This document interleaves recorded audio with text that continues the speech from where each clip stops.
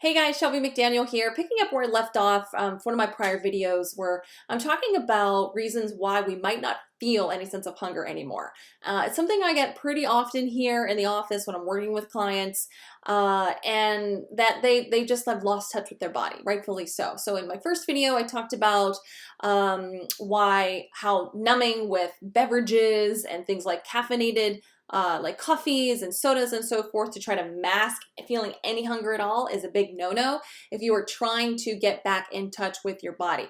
If your body is screaming like, hey, I'm hungry, but you're trying to shut it up because for whatever reason it's annoying or it's an inconvenience, you are not being connected with your body. So that's one thing that you could look at making some changes with, and why you might not be feeling a natural sense of hunger telling you when to eat. Another reason that could be sort of in the way of you feeling a gentle sense of hunger telling you when to eat could just be from your chronic years of dieting, okay, or years of chronic dieting, I should say. Because what happens is the body's mechanisms, by nature, are meant to have your hunger cues are a gentle knock on the door to say, hey, I need some fuel, right?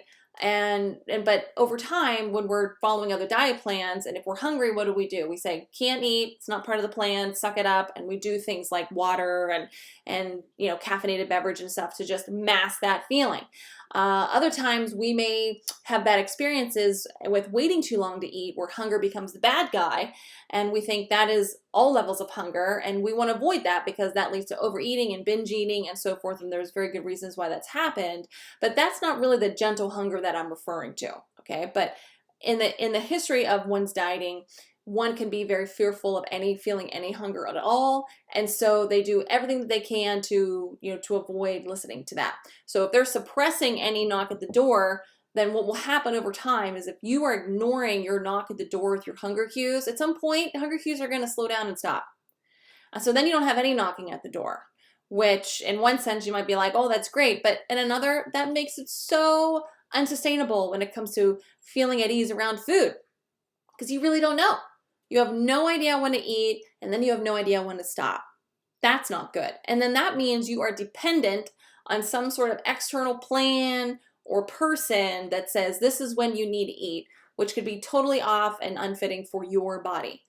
So if this is you and you're like, I have no sense of hunger at all, I'm not doing caffeinated beverages, I think it's just after years of dieting I stopped listening and I don't feel anything at all. One thing that you could keep in mind to reestablish that, okay, so your metabolism is sort of lowering at this point. We need to sort of revive that, right? So one thing that you could do is take a proactive step and just make sure that you don't go longer than 5 hours in between meals, okay, hungry or not. And here's why. Think about if you were to say, hey, my sleep rhythm is off. Okay, what would you do to try to reestablish that sleep rhythm where you naturally feel tired at the time that you want and naturally want to wake up at the time you want to wake up? You would have to say, okay, these are sort of the parameters that I want to set to get my rhythm back on track. It's very similar to our eating rhythm, and we have a bionutritional circadian rhythm too.